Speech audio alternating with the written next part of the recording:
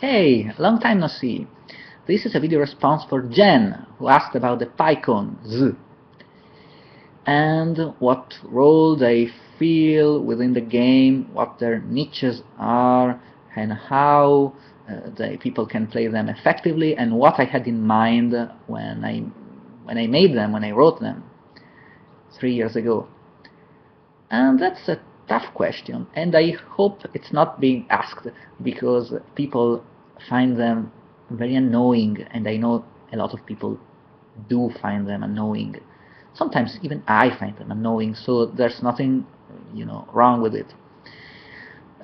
Maybe I'm just waiting for the perfect Pycon to come along and sweep us off our feet with their perfect Pyconness, like epic.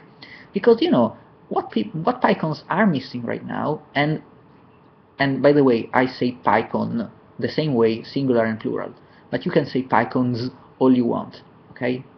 I have no monopoly on letters and singulars and plurals. Do what you want. I don't care.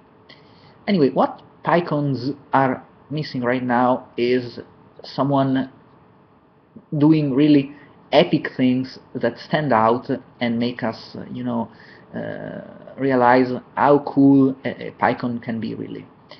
That's a shame. I hope the perfect Pycon will come along, or one of our existing Pycons will, step up their game and turn really epic and do really incredible things, because they totally can. And most of their limits are really self-imposed. They can do mostly anything the bigger races can do, and they have a lot of advantages too. They can be warriors despite their being small.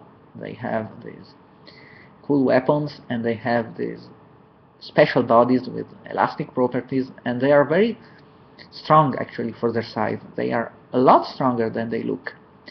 So it's not impossible for them to be warriors. Of course they can be wizards, and they can practice trade skills too, especially precision work. Precision work comes very easily to a Pycon because of their small hands, and they're tiny, and so they're very suited to those intricate artistic work. So there's no lack of options for a Pycon. But what people really are missing is the basic aspect of being a Pycon.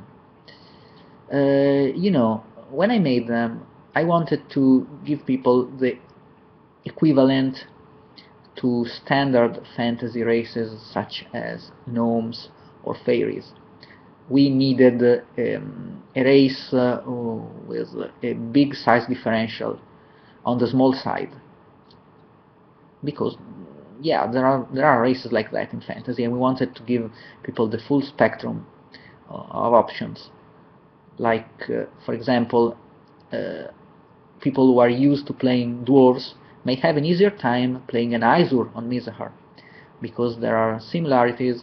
They're both living underground, and they're both good at mining, both good at crafting, and they kind of arrogant. And so they fill similar niches within the environment. Same thing for the elves and our very own S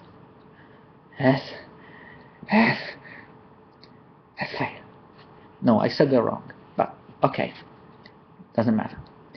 Then, and the same way, Pycons and gnomes or fairies.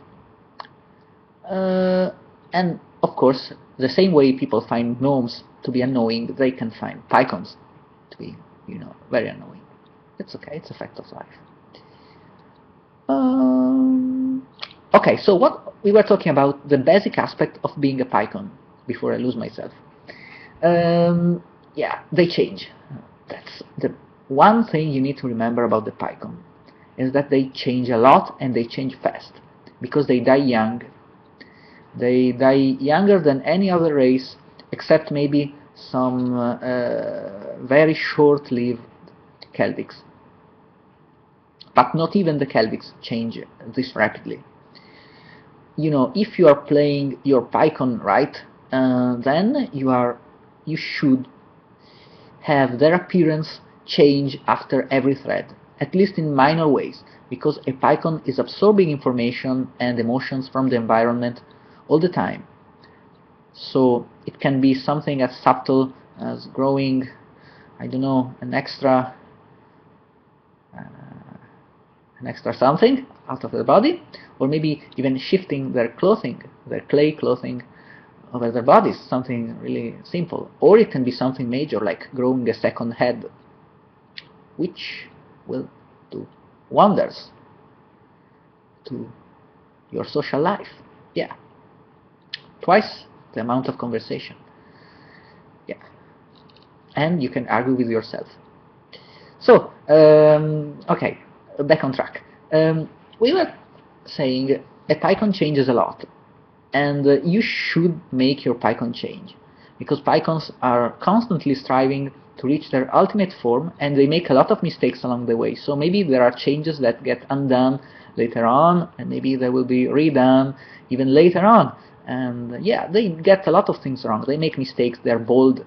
They, they are daredevils. And at the same time, they feel pressure, and they feel inadequate to their task, and that stuff makes for a lot of internal conflict. So Pycons shouldn't be used for comedic relief ever, because they aren't clowns.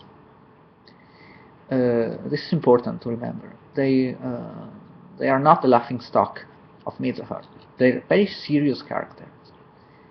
And yeah, they can come across as funny, and it's okay for them to be funny. But behind that, there's a very serious core to a Pycon. They're actually pretty tragic characters. I wish people would bring that out more about the race.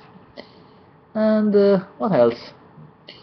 Well, I could just leave it at that for this video, and just encourage you to,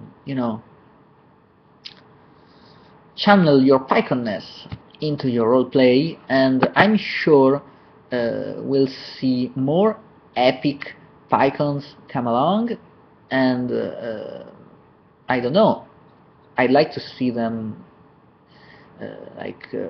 leading new exciting avenues and quests within the game, because Pycons really are hyperactive in many ways.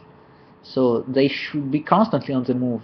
I don't see a Pycon really settling down unless they've reached their ultimate form, in which case they do settle down, and maybe they join one of the existing tribes within their local community. What else? I could just finish this here before I make a fool of myself. I don't know. I want to give special advice, special Pycon advice to all you people out there. And have you ever tried sculpting a clay statuette? Have you ever tried? Because I haven't, so I can tell you to do that, to get into the Pyconness, into the spirit of Pyconness. I'm sorry. Well, yeah. Let's pretend I did a good ending to this video. Let's just forget about the last few minutes of this, and I promise I'll get back to you with more Pycon advice at a later time. And please keep the questions coming. I want to hear them, and I will do my best to answer them. I want your PC mail too. I want your mail, because I told you before, I'm the guy who beat Middle-earth her twice without cheat codes. So ask me. You won't regret it. Yeah, that wasn't so bad. Okay, bye.